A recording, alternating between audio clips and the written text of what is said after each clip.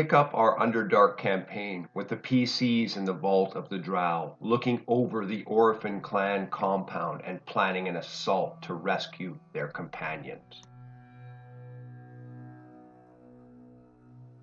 A strange affliction drops the druid Miriam, who has been stuck in her panther form for nearly a week for some reason.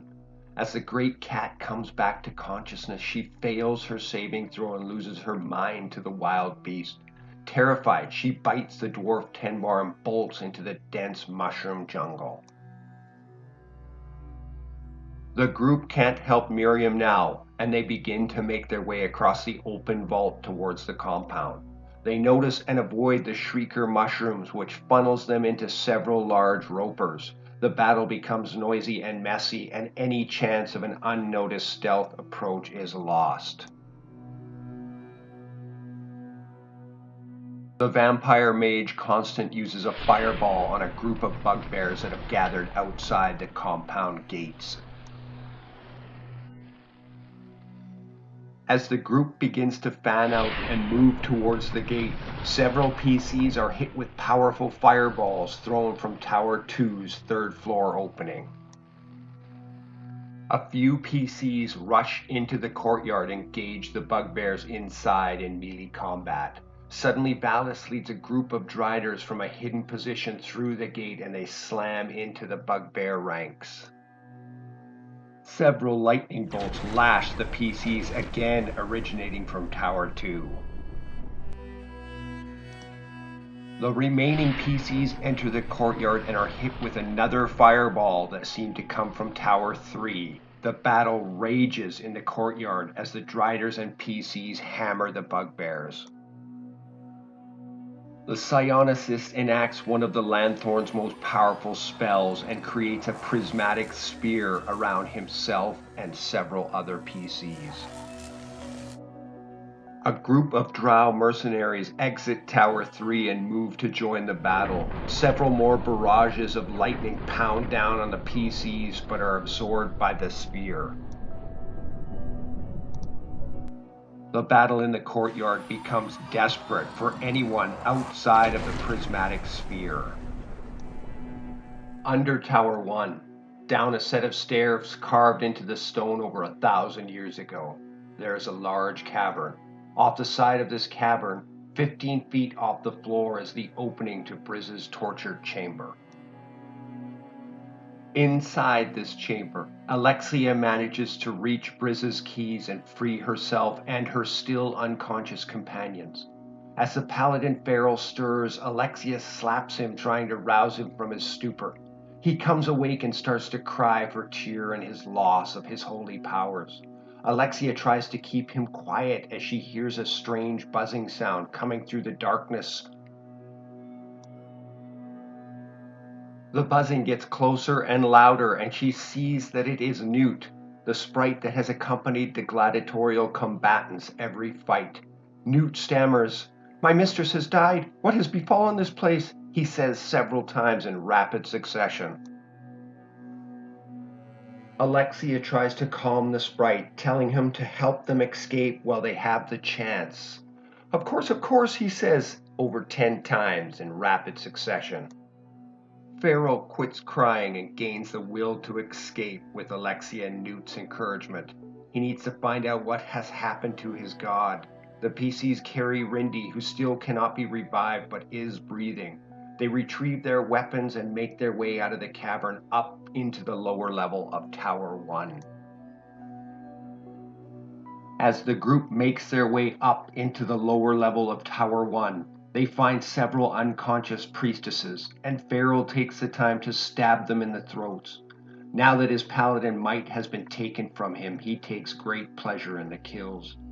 Newt flies to a double door that leads to the courtyard.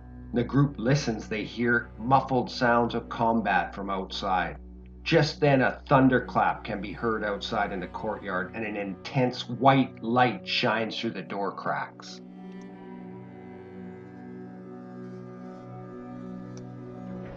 A ball of white light explodes in the courtyard 60 feet above the ground, blinding all Underdark inhabitants.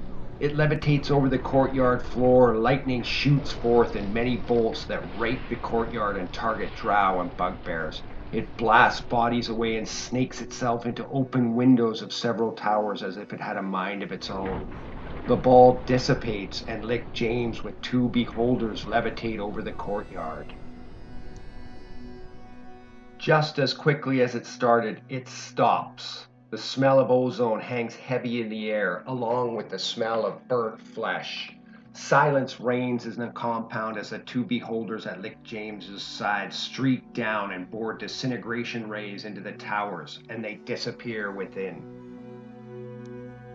Levitating alone above the courtyard, Lick James turns his undead gaze on the PCs and disappears. Valis signals for the PCs to leave the courtyard, where they are met by Galvin. Alexia and Farrell carry Rindy and are followed by Newt as they rejoin their companions, and the group makes a rapid exit from the courtyard into the open vault. Valis guides the group back to the stalagmite cluster, where the PCs first looked over the mercenary merchant compound. The odd explosion and scream can be heard from behind in the courtyard as Valis gets the PCs to relative safety of the stalagmite covering. The PCs take a much-needed rest and use their healing potions to regain the damage lost in the battle. Glad to be all reunited again, some hard decisions are made about what to do now and where to go. The group notices Elmorth is not with them, and Valis says he saw Elmorth pursue the drow into Tower 3, where he disappeared from sight. Galvin tries to persuade the PCs to remain in the vault, take the fight to the drow houses that organize the raids and giants on the surface. Constant tells the group he must return to his tomb in the ghetto of the dead. I hope to see you again, brothers and sisters. He turns into a bat and flutters off. The PCs seem to split into two groups. Some want to help battle the drow here in their home and take the fight to them, thus protecting the surface towns from raiding. Galvin tells the PCs that this time of troubles won't last forever. Now is the time to strike at the priestesses. Another group has had enough of the Underdark. No matter the cost, they have sacrificed enough. These PCs plan on heading back to the surface and will not be talked out of it. After a light meal and splitting up their remaining resources, the groups part ways, perhaps seeing each other for the last time. Farrell, Rindy, Newt, and Hardrock don their supplies and bid a warrior's farewell as they head towards the exit of the vault.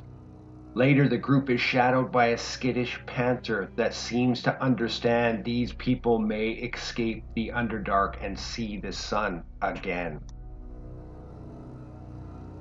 Camuriel, Alexia, Roland, Tenbar, and Zack move with Galvin and Valis back towards the Drow city, determined to leave a mark on the noble houses that have caused them so much sacrifice and loss. Until next time.